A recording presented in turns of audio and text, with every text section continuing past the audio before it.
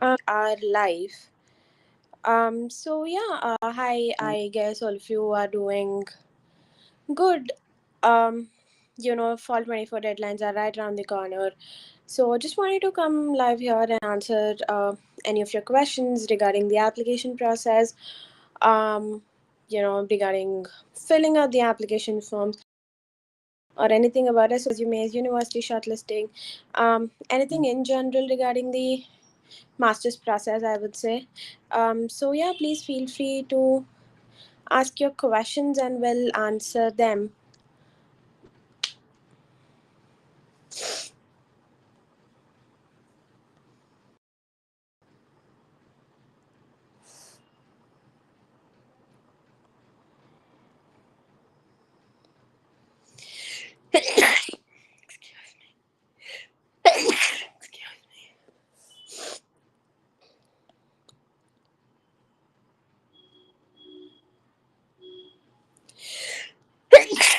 Excuse me.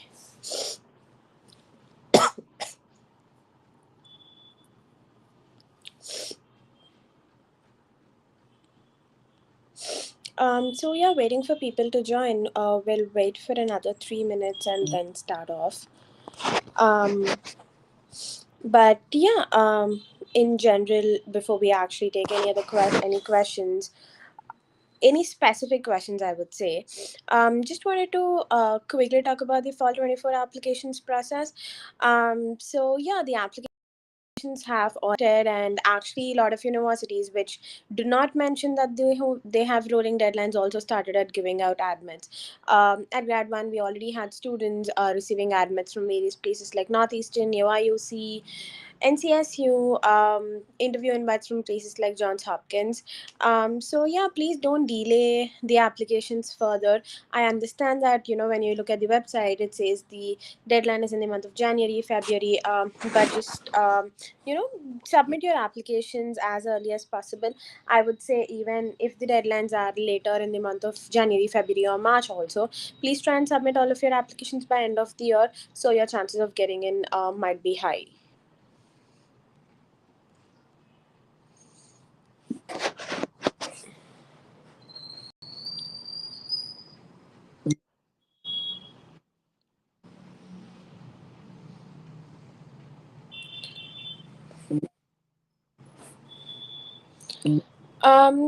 I think we have one question from Rajvi Doshi. I have a GPA of 7.6512 in TOEFL, no GRE, more than 3 years of work experience, two internships, five academic projects, strong LORs, extracurricular projects. Can I get into a top university for MEM?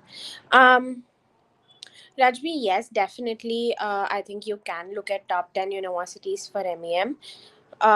Even though you don't have GRE, which is required by almost two universities, the two good universities, top universities for MEM. I think you can definitely give it a shot.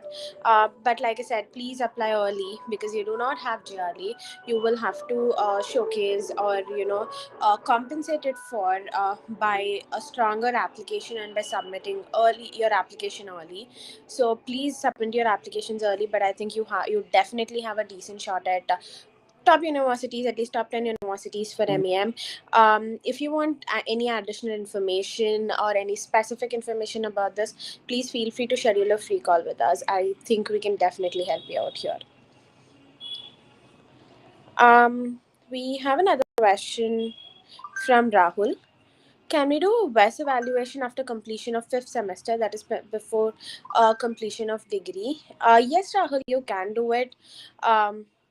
But so if you are in your college and if you didn't graduate yet, but the universities you're applying to require WES, you can definitely go ahead and do a WES evaluation, that is the course by course evaluation, until your sixth semester, I would say, because usually if you are your seventh semester, you'll have your grades until sixth semester. So yeah, for the 6 semesters you can definitely go ahead and do your WES evaluation.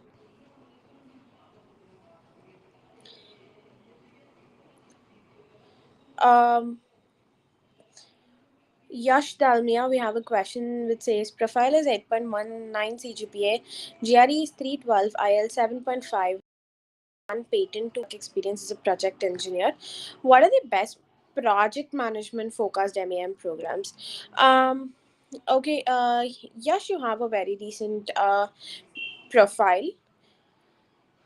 I understand you're working as a project engineer and you want to get into project management, but it also depends on the sector you would want to get into as project manager. And usually, I think all of the MEM programs in general are good for a project management degree. It's a very generic. Path, I would say, after your master. So I think they are really good MEM programs. Like almost all of the MEM programs would definitely lead you into a career path of being manager. Having said that, I would say Duke, Purdue, Johns Hopkins, then NYU, Tandon, which has a more generic curriculum, NCSU. I think all of these are like very good programs for you to get into either product, project, or even analytics, I would say.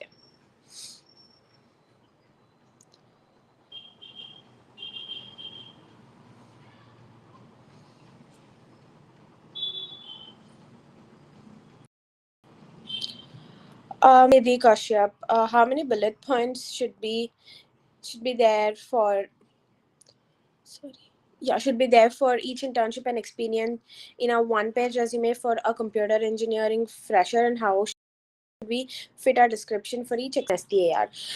So Nidhi, I cannot actually tell you, like, every internship or every work experience you have or every project you have has to have only 3 bullet points or 4 bullet points, because that completely depends upon the project or the work you have done. But in general, I think limiting to 4 or 5 bullet points would be the best thing to do. And how do you fit into a shot, like how do you actually not like really talk a lot about it, or put it in star format? Is basically your resume is one thing that has to be clear, concise, and to the point. I understand we tend to include everything and we would want to write everything possible in the resume, thinking that it will definitely add more value. But understand, if your resume is too long, if your SOP is too long, all of your documents are, if they're like really too long, the admissions committee will not show any interest to actually look at your documents. Like when it is too long, they don't really read your documents. And having said that, I see that you're a fresher also. So for a fresher, I don't think your resume should exceed one page. That's one thing. And then how to fit it into a single page, basically understand that it does not you don't have to explain what you have done. You don't have to explain why was that done. Like if you're for suppose if you're doing a project, basically building a human robot or something, or XYZ, you don't have to explain why did you do that and how is that useful to mankind. You just have to explain what did you do and what was the result, or what was the impact that your work has created. So if you can put it in this format, you can confine your bullet points for each paragraph or your internship to max it 4 or 5 points each.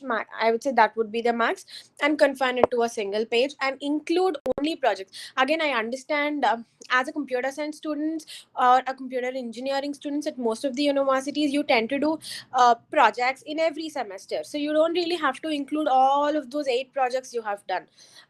Instead, include projects that actually make sense, that actually are related to the degree, are relevant to the degree, and actually have some huge impact, or there's a good quantifiable result. You don't have to include very similar projects. If whatever you have worked on in the first year and second year are very similar, and the software you used and all of that are very similar, you don't have to include all of basically what I'm trying to say is, you don't have to include everything you've done in life. Include things which are very important, which are related to the degree you are applying to. I hope I did answer that question for you. So yeah, any other questions, please feel free to put it in the chat box or the comment section.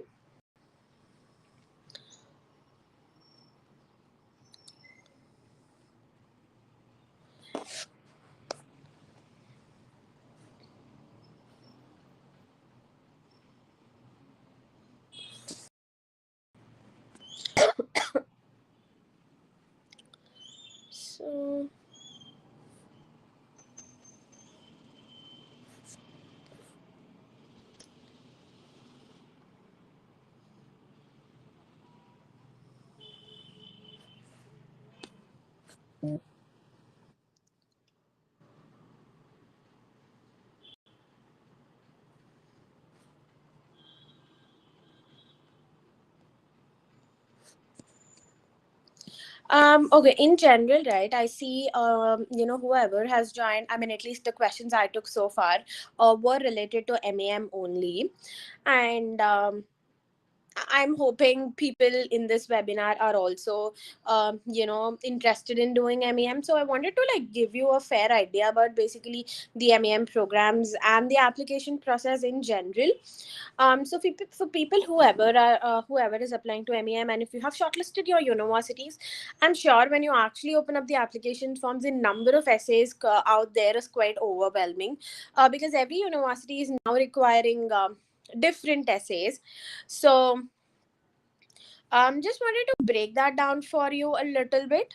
So, basically, the approach about how you should answer those essays, and how to actually, like, where to get actually started. Because from what I assume, most of you are still trying to finalize university, still trying to figure out what university works for you and all of that. So first, basically, finalize your universities. Have a list of 8 to 10 universities ready. Have a list of 8 to 10 universities ready. Categorize them into ambitious, moderate, and safe for your profile.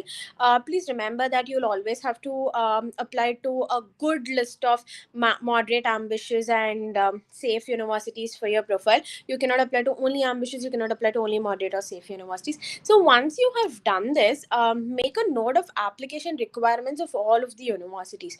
For example, if you're looking at Dartmouth has an SOP. It requires the basic 3 LORs, one resume, and all of that, but it also has an engineering specific essay.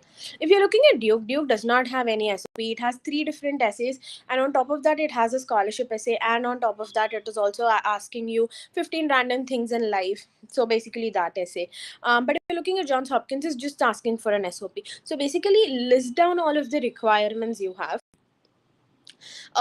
List down all of the requirements of different universities you're applying to, and the best way to start about it would be to start off with your base drafts, which is going to be one SOP, your 3 LORs, and one resume.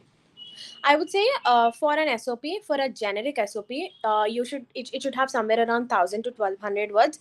3 LORs, confine your LORs to one page, somewhere around 350 to 400 words, I would say. And resume, if you're having less than 2 years of work experience, please confine it to one single page. If you're having more than 2 years of work experience, it's okay if it's going up till 2 pages also, but don't do 1.5 page. Either do one page or complete 2 pages. So once you have these base drafts ready, that is one SOP, 3 LORs, and one resume, that is when you go ahead and answer all of those additional questions. For example, in the Duke 3 essays, the first question, which says, why do you or why do you want to pursue this degrees, that question can actually be answered easily from the generic SOP you've written. So, and if you're applying to UIUC, if you're applying to NCSU, there are a lot of essays wherein the content can be directly picked from your generic SOP. So it will be easy for you in that way to actually, come up with the answers for these short prompts from your generic SOP. There are also prompts wherein you'll have to write from scratch, which you will have to, but having this handy would be very advantageous. So please, start with your base drafts first, then concentrate on specific drafts. Yeah, we'll talk about other specific essays, but first let's answer a few questions. So we have one saying IELTS 7.5, GRE 297, CGPA 7.31, work experience 3 years.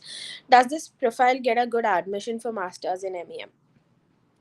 You have a decent CGPA and good numbers of years of work experience. Yes, you can definitely give a shot at top 10, top 15 programs for MEM. I wouldn't recommend submitting the GRE score. Apply to universities without the GRE scores. Apply to universities which has GRE as optional or waived off. Please don't use that GRE score, because if you submit using that GRE score, instead of strengthening your profile, it will weaken your profile. So I would definitely not use that GRE score and apply without it. Should we use diversity essay for Purdue? Yes, Jack, this year Purdue has made the diversity essay mandatory, so you will have to definitely submit the diversity essay.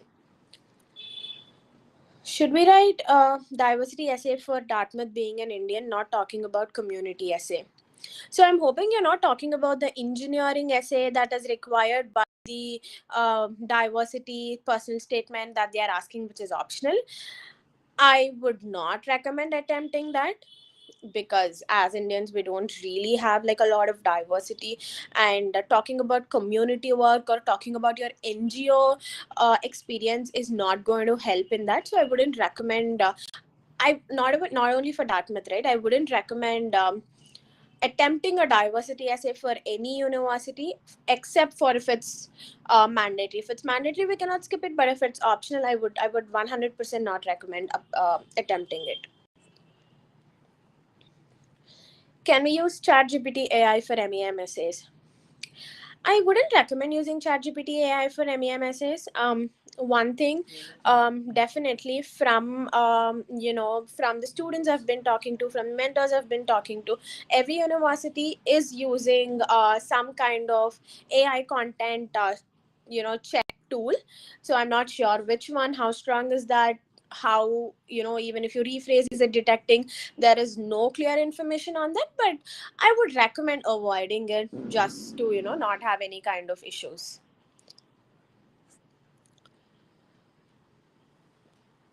Any info about applying to PhDs in Europe?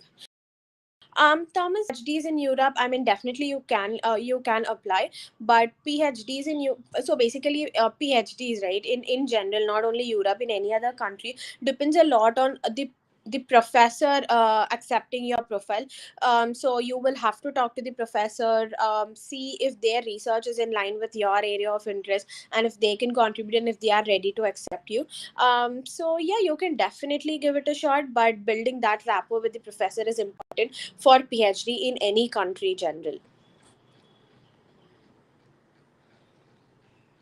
Which is better, Duke MEM and Cornell 2 years and Cornell 2 years experience want to become a PM?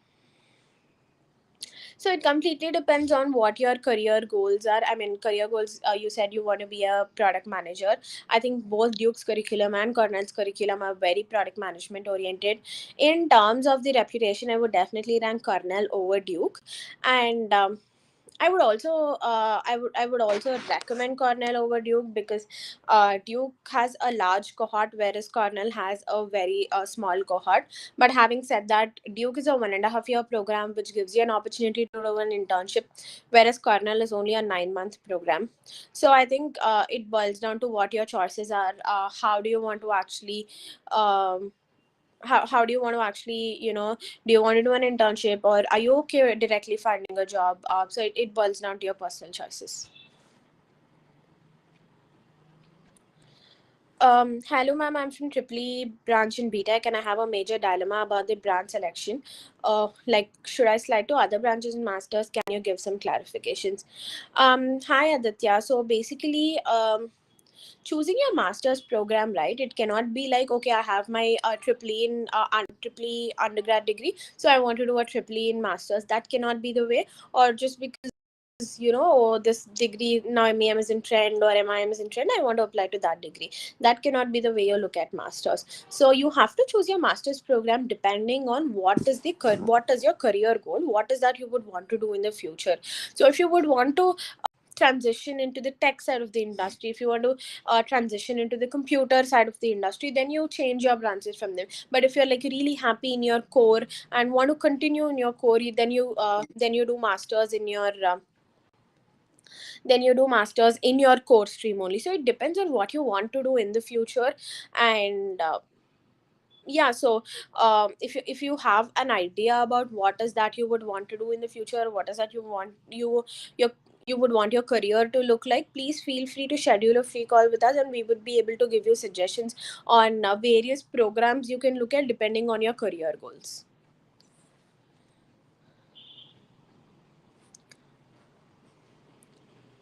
What is it different, how to differentiate between personal statement and resume content? Just background. Again, by personal statement, I am assuming you are, oh, sorry, I don't know, where did I lose that question? Sorry. Yeah. By personal statement, I assume you are talking about the personal statement diversity essay. If that is something you're talking about, then that's completely different from your resume content. Resume content is wherein you talk about your technical stuff, your projects, your internship experience, your work experience. Personal statement is very different. Here you talk about your diversity experience, your cultural experience, your community experience. How do you plan on getting that inclusivity once you're at the university, all of that. So it's very different. If you're talking about statement of purpose, sure, resume is something that's a one page document, very clear and concise. But statement of purpose is something wherein you actually talk about what do you want, why do you want to do the program, how your past experiences have shaped you or have helped you so far until now, and how this program and the skill set you're going to gain from this program is going to help you in the future to achieve your long term goals or your short term goals. So statement of purpose is basically a narrative about why the program, how your past experiences have helped you so far, and how this masters will help you so far. But personal statement and resume are completely different, like they have nothing in common. How were round two stats of UWash MSIM last year? um Again, we had number of students getting into do you watch last year, I think, in the round two as well. But again, if you're aiming at round two, you need to have like a higher GRE score and a very good GPA, because again, understand that if you're early, your chances of getting, so yeah. Siddharth Bhatia says one research paper, GRE 322, IELTS 8, 1.5 years of work experience in procurement supply chain. Please suggest or please suggest good universities for pursuing further studies, and also please suggest how to structure my SOP for research based universities like Columbia Engineering Management, etc. So that I'm hoping that you I'm hoping that you want to do your masters in engineering management, so you have a very good profile. I am not sure what your CGPA is, but other than that, good IELTS, 1.5 years of work experience. So you I cannot really suggest universities without your GRE score. Sorry, without your CGPA. So please let me know what your CGPA is. And coming to the second part of the question, how to structure SOP for research-based universities like Columbia Engineering Management. Okay, first thing, engineering management is not a research-oriented degree. Engineering management is a purely industry-based degree. It will it is a degree which makes you ready for the industry, not at all a research based program. But yeah, I will definitely talk about how to structure your SOP, how to write your SOP, towards kind of end of the uh, live stream, I would say. So until the end. Ma'am, I've selected course MIS and I'm from CS background, would like to pursue by MS in Australia or USA. Which country you think would be the best option? US option if you're looking at techno managerial courses like Masters in Information Systems. And in terms of the job opportunities, in terms of the universities, I would definitely recommend USA over any other country. If I had to give you another option, I would say Canada and not Australia. How to write diversity essay for Purdue MEM. Pratham, like I mentioned, your diversity essay is completely different from your statement of purpose. So, diversity essay is something wherein you actually talk about your cultural values. If you have faced any struggles in terms of diversity, in terms of cultural differences, and all of that. So yeah, you basically structure it that way. You can talk about so basically, just to give you like a random example, if you were if you are from a different part of India, and if you had your undergrad, or if your education was in a different part of India, or if you just moved places, you can talk about the cultural shock, or you can talk about the language barrier and all of that. So yeah.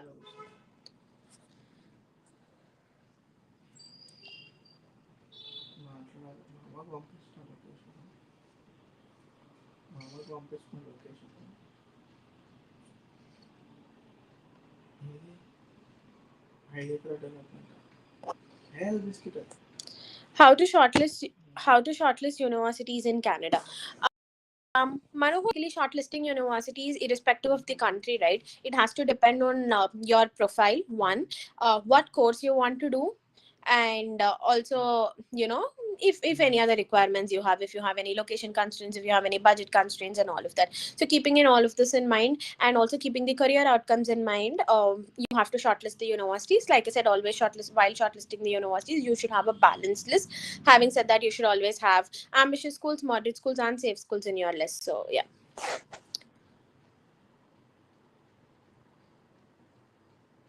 Who have consulted Gradvine services are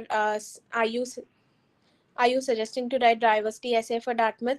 Do you know why they even introduced this year unlike last year? If I write, what should I do and don't? Okay, Jack, I don't think they have introduced it this year. It was optional from years ago, so it's not like something they have introduced. And like I said, it depends from an individual to individual. So if you really have such experiences in life, if you can talk about such experiences for about 400, 500 words in your SOP, sure, go ahead and write. But if you have nothing to talk about, and if you're just going to talk about your community experience, or your NGO experience, or your leadership volunteering experience, I wouldn't recommend attempting that.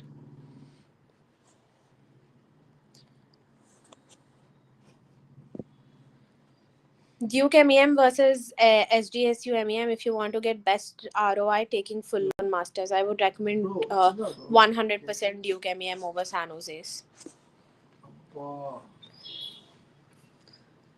How is University of Cincinnati for MIS?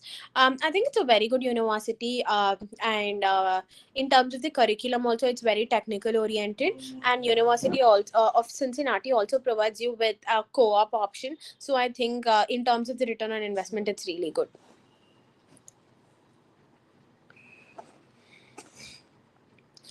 Being an Indian, should I talk about my diverse experience of India, etc., food, culture in my university in Purdue diversity essay?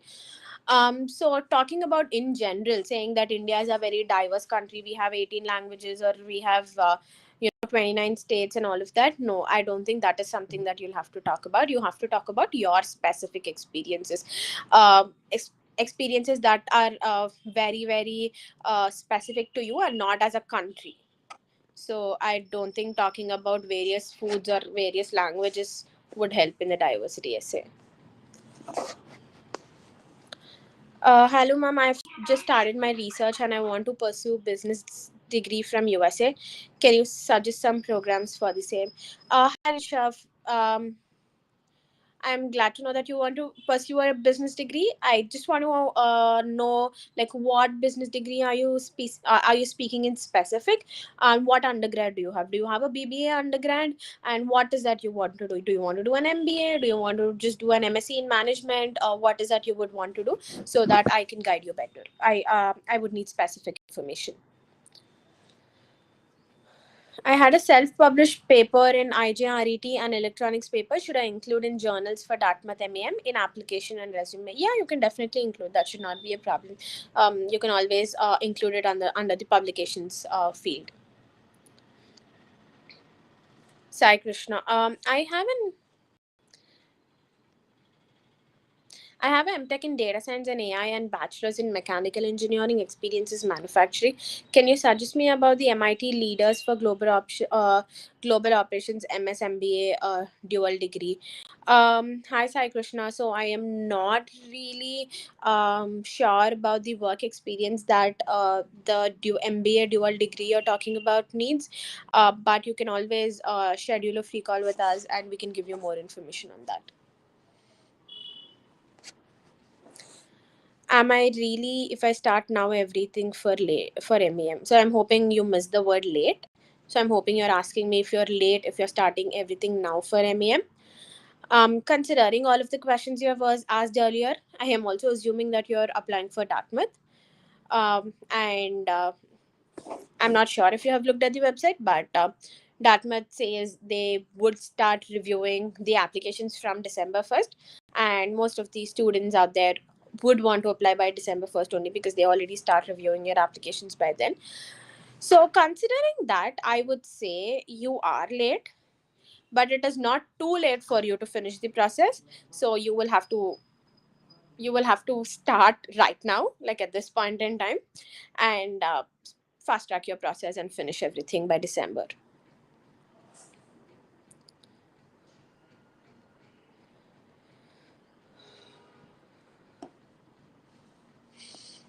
Siddharth, you said your GPA is 8.5, but I missed your entire profile. I'm just going to search for that.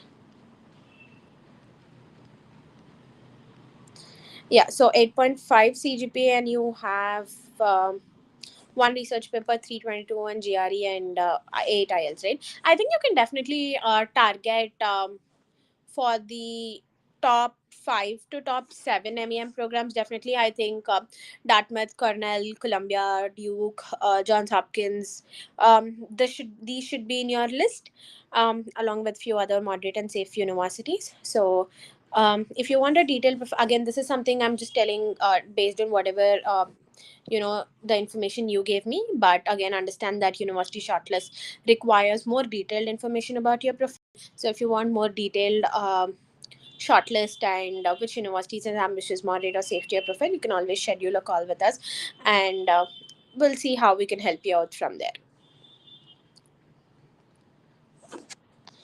Aravinda Auction, 8.61 CGPA, 323 on GRE, 2.5 years of work experience. It's research experience at NCRB school, pro bono strategy consulting experience at an Italian consulting firm, Stanford MSNE, Dartmouth MSNE, Dartmouth MEM. So I think Stanford would be a very far-fetched shot. Columbia, I think, should be achievable. Dartmouth MEM also is going to be an ambitious shot, but definitely worth a try. Good profile. Also, I had one more doubt: is a 2-year program better than a 1-year 9-month program? I have heard that in the worst case scenario, if you're unable to land a job, we can stay in the US for 3 months. Please provide your insights on this. Okay, so that's so it basically depends on university to university. So for example, if I'm taking UIUC, the program is only for 1 year, but they have internship included in the curriculum. So you can do an internship even though it's a 1-year program. But if I'm looking at Cornell, it's just a 9 months program. It's a 2 semester program, and it does not have internship included in the curriculum. So in that case, you graduate. Once you graduate, you cannot do an internship, so you'll have to do a full time. So basically, for you to do an internship, you will have to activate your CPT, which is curriculum practical training. So for you to activate your CPT, according to your F1 visa, there is a rule that you will have to complete 8 months of on-campus academic training. That's 8 months of on-campus academic experience. And for you to get that 8 months of on-campus academic experience, you'll have to have at least 2 semesters in campus. So if you're looking at a 2 semester program, that is a 9-month program, in that case, until you actually get the chance to activate your CPT, you're graduating. Once you graduate, you cannot do your CPT. You have to go directly find a full time, which is activate your OPT. So in that case, if you're very keen on doing an internship, I would recommend a 3 semester program, at least a 3 semester program. That's one. And talking about not finding a job, right? So yes, if you're not finding a job, you will have around 90-day period after you graduate to find a job. And in that 90-day period, if you're not able to find a job, yes, that is when you'll have to leave the country. How hard is it to get into the top 10 MEM programs? Dhruv, again, it completely depends upon your profile, right? It depends on your profile and the time when you're applying also. Honestly, we had people last year at Gradvine who were applying with a 9 CGPA, like a very good profile, in like second round, third round, and they didn't get in. But again, the same students who applied this year in the first round already have admits in their hand. So it depends on your profile. One, it also depends on the timeline of your application. So if you're planning for your fall 24 applications, I think it's high time you guys actually stop contemplating and start your application process and apply as soon as possible. Like I said in the beginning, I'm repeating myself again, please complete all of your applications by December end for any program. Whenever the deadline is, even if the deadline is in June, please finish all of your applications by December end. Only if USA in Canada is the option for MIS, which universities you would suggest in good ROI and better options? Again, there are a lot of good universities in both US and Canada, but like I said, my first option would be US. And having said that, I cannot really tell you what good universities are there, because for MIS I would say UC Berkeley is one of the best university, U Wash is one of the good university, Carnegie Mellon is one of the good universities, good return on investment and very great job opportunities. But it also completely depends on your profile and what your career goals are, what your other requirements are when it comes to university shortlisting. So if you want specific help, please schedule a free call with us, and we should be able to help you with it.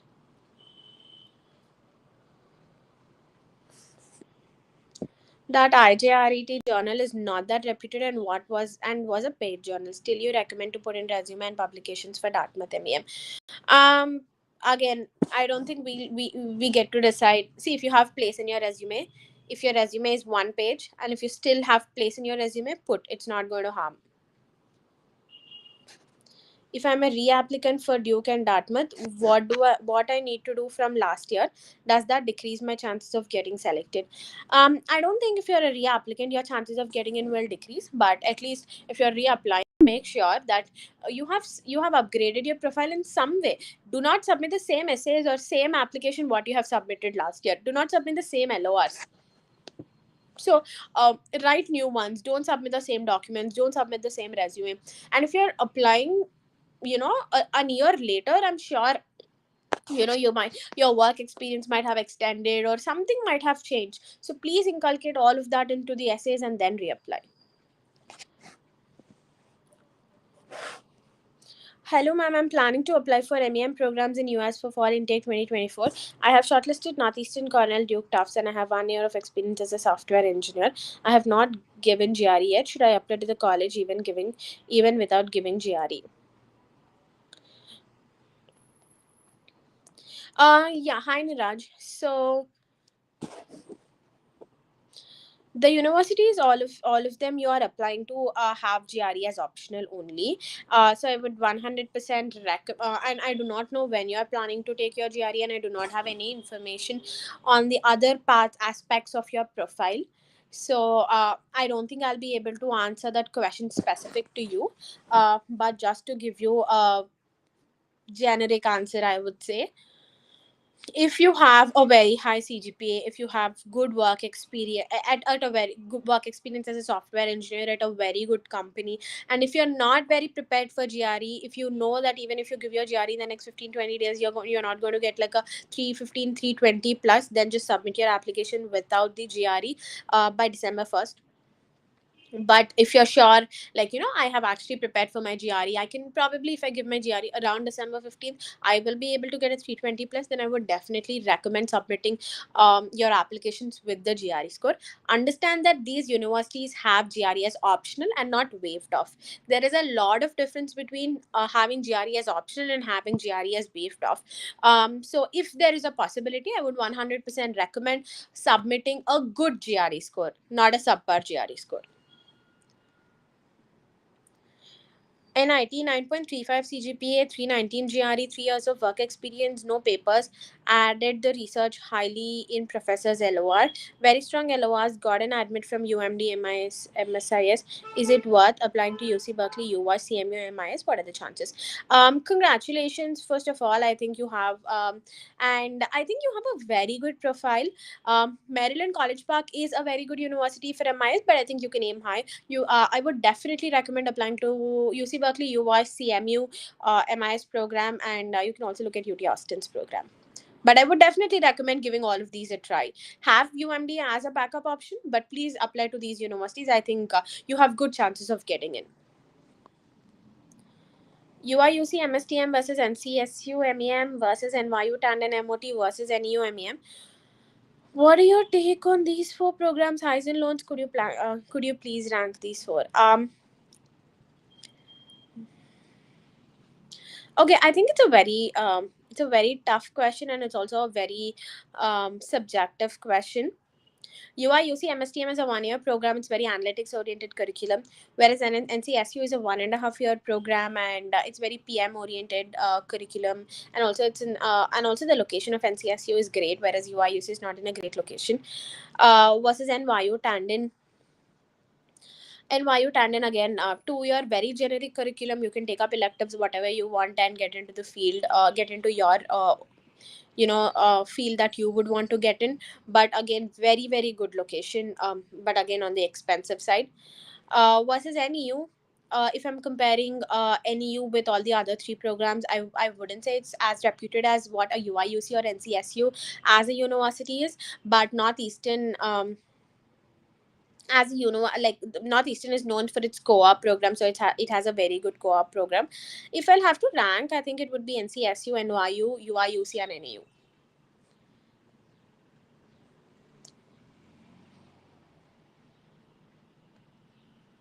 What's the least DRE score you have seen people getting in GHU? MEM, considering rest of the profile is top notch. I think last year I've seen people getting into GHU Purdue with 305 on GRE. Good evening, ma'am. My child is planning for masters. What should the approach be? He will be writing the GRE and TOEFL this month. How to shortlist universities? Good, affordable, and has prospects after. Hi, sir. So GRE and TOEFL. I mean, see, again. If you're looking at fall 24 applications, I would say you're already late in this race. So please, how to shortlist universities, good, affordable, and all of that. Like I said, it depends on the program your kid wants to apply to. It depends on what your kid's profile is and all of that, and also the places, the countries you're looking at, and what is affordable according to your definition and all of that. So it needs a detailed review of your kids profile and the program they're looking at to give suggestions. So if you want specific help, please feel free to schedule a call with us on our website, and we will be able to help you. What's the GRE minimum for University of Arizona MBA program you have seen people getting in? I think I'm assuming you're talking about the dual MBA program wherein you can apply to the both MISM and the MBA program there. So I think 310 would be a decent score. Okay. Yeah, I think I did answer all of the questions. If you still have any questions, please feel free to put them in the comment box. But yeah, like I mentioned, I would want to talk about the statement of purpose right now. I would want to give you like I think we have already done so many webinars about how to write an SOP, how to write LORs, and all of that. But I think I would want to like just give a brief about how to draft a generic SOP, between 1000 and 1200 words. And if you have any questions, meanwhile, you can put them in the chat box. I will answer them once I talk about the SOP. Yeah, so like I said, a generic SOP should be somewhere around 1000 to 1200 words. It has to talk about why do you want to do the specific program. It has to talk about your past experiences and what is the skill set, what is the learnings you have made from them, and why do you want to do this master's program. How is this going to help you in your career goals, in basically achieving your career goals. So I would say your generic SOP should be somewhere around 7 to 8 paragraphs. And in the first paragraph, in the first paragraph, you'll always have to talk about why do you want to do that particular program, your long term goals and your short term goals. These are the three important points that I think every first paragraph should have, because the applications committee, the reviewer, whoever is reviewing your application, tends to read the first paragraph very, very, you know, I would say line by line, and they don't skim through it. So, first paragraph, if you clearly mention the intent about why do you want to do the program and your goals, I think that's going to create an impact. So, while talking about your short term goals, understand that you have to be very specific. Upon graduation, I would want to work as whatever you would want to work as, whatever sector you would want to work as, or whatever companies you would want to work as, you can do it. Your long term goals can be a little vague. They don't have to be very specific, but your short term goals have to be specific. So that's going to be your first paragraph. In the second paragraph, you'll have to talk about your undergrad degree and the relevant skills that you have gained from it. For example, if you're applying to a computer science degree, and if you're from a computer science background, talk about all of the programming experience that you have gained and all of that. But if you're applying to an MEM degree, you'll have to balance that skill set by talking about few of the core engineering skill set that you have gained, and also talk about few of the management courses that you had to take up in your undergrad, and the management skill set gained from it. So depending on the program you're applying to, you'll have to modify that skill set, whatever you have gained and the courses you have taken in your undergrad. Next, your 3 4 5 6 7 or 3 4 5 6, basically next the 4 or 5 paragraphs should be your technical paragraphs. You either talk about your internships, your work experience, your projects, any of it, or any of these. So in these paragraphs, so these are the very important parts of your SOP, the technical paragraphs. So always while talking about your technical paragraphs, you have to talk about them in the star format, that is STAR plus L. So S is situation, T is task, A is action, R is result, and L is learning. So by situation, I mean, why did you have to do that? And task is what did you have to do? Like, what did you have to achieve? That would be task. Action is in order to achieve the task, what did you do? What tools did you use? What softwares did you use? All of that would be action. Result is what is the result of your action? Like, you did so much. What is the result? What was the outcome? That would be your result. And then L is learning. So, what did you learn from this entire experience? Would be your learning.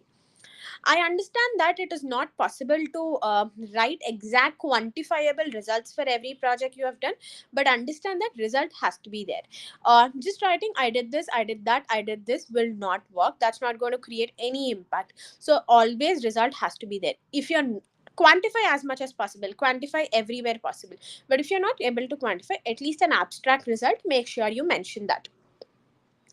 Yeah, so that's about your technical paragraphs. Then after these technical paragraphs, either your seventh or eighth paragraph has to be basically you're talking about the current skill set you have and the skill set you wish to gain from the master's degree in order to achieve your career goals. You have already mentioned your career goals in the first paragraph, so don't mention it here. Don't like repeat yourself, but just talk about the skills that you already have and the skills that you wish to gain from the master's degree and how that is going to help you achieve your goals. And the last paragraph should be your university specific paragraph, wherein you talk about why do you want to attend that university, what electives you're interested to take, what electives you're interested to take, and if you're applying to research based programs like a CS program or a data science program, which professors you would want to work with, and why do you want to work with them, does your work align with their work, and all of that you can talk about these. So this is how your generic SOP should be. Like I said, the word count should be somewhere between 1000 to 1200 words. Do not exceed this.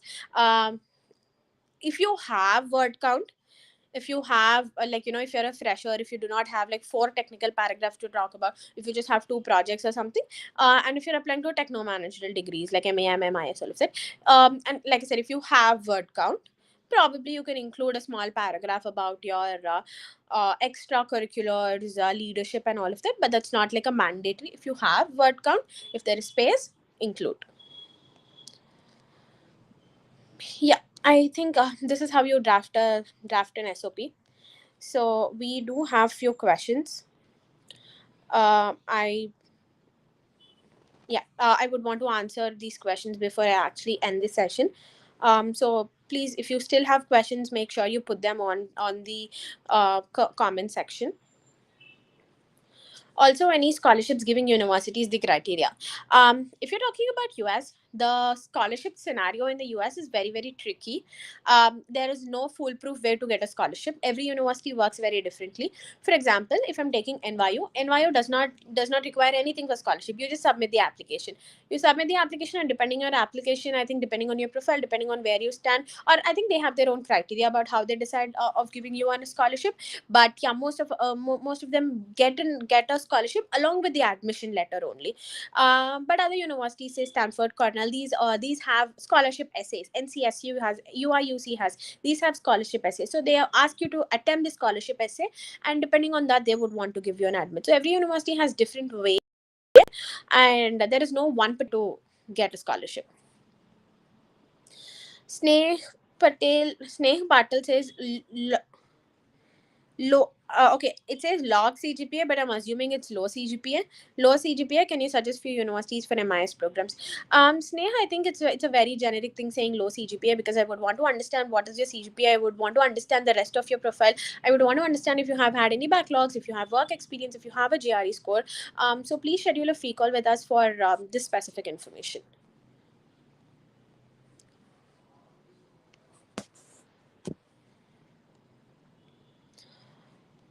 Thanks for everything with this session. It really helps who can't afford to get paid consultation. It's always a pleasure, Jack. We are more than happy to help students, and we are more than happy to give out all of the information that we know out there. So yeah, I think please keep following us, and attend all of the webinars sessions we are doing to get more information. Or you'll be able to do the process and submit your applications on time. GPA 712, work experience 3 years, tech consulting at Big Four, GRE 320. Hi Vinayak, I understand your profile, but what is your question?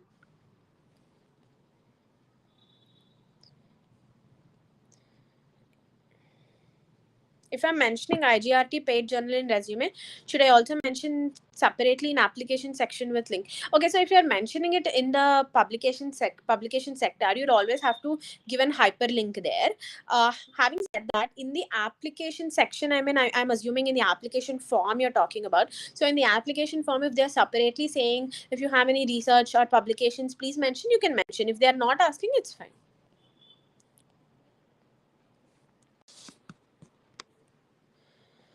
GPA 712. Okay. You have an admit from UMD, MSIS, have applied to CMU, UWash, TAMU, Arizona, UIUC. What are my chances? I think you have decent chances of getting into Arizona University of, and CMU, UWash. Seem ambitious, but again, see, you already have applied. So let's wait and hope for the best. I'm sure you'll get in, but having said that, Maryland College Park MSI program. So congratulations on that. Narsimha Paliti says, "Do you prefer choosing MEM program with no work experience, and will that affect me while searching for jobs?" So okay, MEM program is for freshers also. It does not say it is not mandatory for you to have work experience. Having said that, I think people with work experience find it a tad bit easier to find job than people without work experience who direct who are out of college and directly apply for a master's program. I think it is a tad bit difficult for them than for people who have work experience.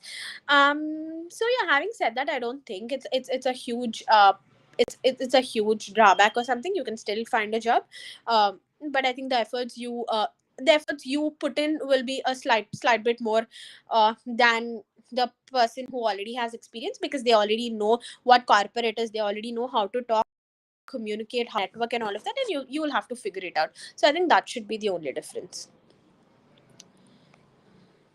Can we also include what I will bring to university for an MEM SOP? Yes, that is something that you include in the university specific para.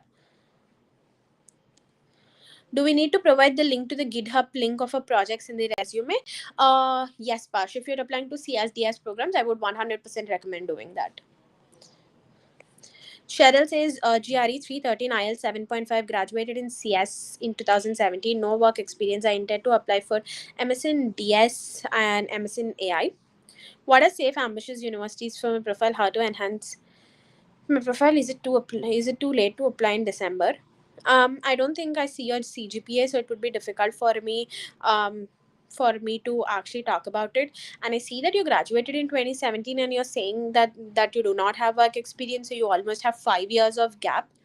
5 or 6, yeah, 6 years of gap. Again, you will have to justify for that 6 years of gap about what have you been doing. And yeah, without all of this information, I don't think I'll be able to suggest you like safe, ambitious, and moderate universities for your profile. That's one thing. And if you're targeting for the fall 24 intake, which is the next August September intake, I think it's too late for you to actually think about enhancing your profile or improving your profile. It's high time that you actually start your applications and apply. Is it too late to apply in December? So most of the deadlines for DS, AI, or CS are either December 1 or December 15. So yes, you are late, but if you're not too late, you can still start and finish your applications. Also, do we need to provide the hyperlink of our paper publication? Yes, in the publication sector, when you're actually mentioning that publication, it's better that you provide the hyperlink. Can I have separate paragraph itself what I will bring to university for an MEM SOP? So separate paragraph, again, like I said, it completely depends upon what your word count is, what information you have included in the SOP and all of that. But yeah, I think it depends upon the overall flow. GPA is 3.3 and did freelancing. So I'm hoping it's 3.3 out of 4. And yeah, you can mention the same freelancing projects, whatever you have done, that can be your 6 years of work experience. Um, 3 point, if it's 3.3 out of 4, you have a decent CGPA. And I am not sure if you have 6 years of work experience and if you did freelancing, if anyone will be able to give you, you know, your clients, or I'm not sure who will be able to give you a letter of recommendation, because with 6 years of work experience, if you have two professional LORs, it would definitely add some value. But yeah, I think this is one specific profile. So for the university shortlist or for any kind of specific information on the universities, please feel free to schedule a free call with us. You can just go on to the website www.gradvine.com, and there is a big orange button wherein it says schedule a free consultation call with us. So please schedule a free consultation call with us, and we will be able to help you. The mentor will get in touch with you at your scheduled call time, and I think we'll be able to address your questions in a more specific way, because it's going to be one on one, and we'll be able to have more detailed information about your profile than what I'm able to actually give out information here. Great, guys. I think it has been a very informative session. I did give out information, whatever I intended to give out, and I did answer almost most of your questions, I would say. So yeah, if you still have questions, please feel free to schedule a call with us. Like we always mention, it is free. Please schedule, and we are more than happy to help you out and give the information that we already know. Yeah, having said that, this we come to an end of the session. So yeah, see you guys probably in the next session. Have a great day.